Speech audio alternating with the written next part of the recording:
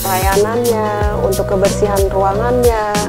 Keseluruhan pelayanannya bagus, makanya saya tetap kesini kalau ada perlu-perlu. Setelah melakukan perawatan ini, muka saya makin bersih ya.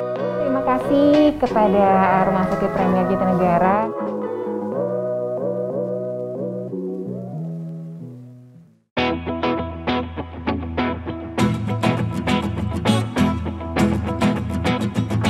Halo sahabat Premier, saya dengan Dewi, saya pasien KIPI COVID dari Rumah Sakit Premier Jatinegara.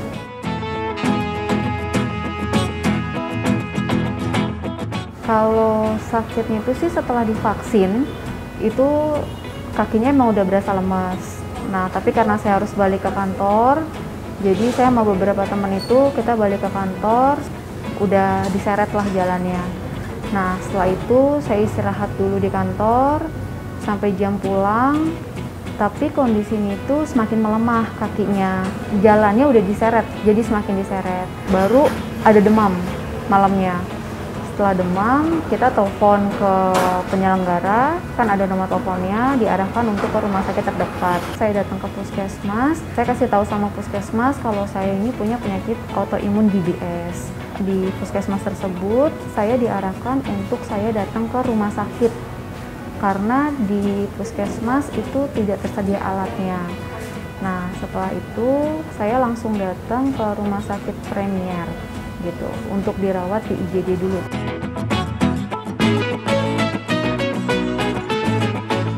Saya dibantu sama pihak Rumah Sakit Premier untuk dilaporkan ke KIPI kalau misalnya dengan penyakit saya seperti ini kenapa harus divaksin, harusnya kan tidak dibolehkan gitu. Penanganan di sini begitu saya masuk, saya harus ambil darah karena saya ada demam dan saya kondisinya memang sudah tidak bisa jalan sama sekali. Saya dimasukin di IGD yang untuk isolasi. Setelah saya ambil darah, ternyata hasilnya itu memang ada yang naik dan untuk monosit saya itu kan tinggi. Jadi diputuskan untuk dilakukan swab karena takutnya kena corona juga. Tapi selama menunggu itu saya langsung dikasih obat suntikan karena langsung dikonfirmasi ke dokter bagian syaraf. Karena di hari Minggu kan saya diperbolehkan pulang dulu sambil nunggu hasil swab. Kalau misalnya hasil swabnya itu positif, berarti saya kena corona, saya harus pengobatan untuk coronanya dulu. Tapi kalau misalnya negatif, dari pihak Premier meminta saya untuk saya langsung datang lagi untuk saya ke konsultasi ke dokter syarafnya. Terus hari Selasa saya datang akhirnya pagi-pagi ke sini, saya langsung diharuskan untuk dirawat inap.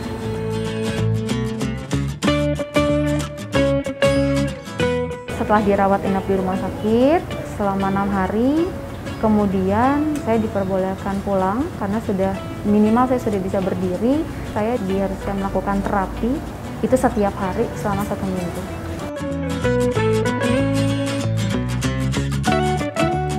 Saya dilemesin dulu kan otot-ototnya, jadi di stretching, kemudian dibantu untuk kaki saya ini untuk bisa lebih kuat lagi, yang tadinya baru bisa berdiri, dibantu untuk cara ngelangkah gitu. Nggak cuma kaki tapi tangan, karena kan tangannya juga bermasalah gitu. Akhirnya itu berjalan selama 5 hari berturut-turut.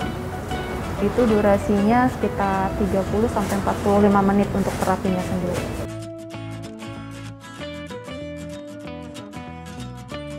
Kalau perubahan ya sangat baik ya, karena kan dari awal saya keluar di rumah sakit yang hanya baru bisa berdiri, kemudian jalannya harus dipegang, berdiri pun saya harus dibantu.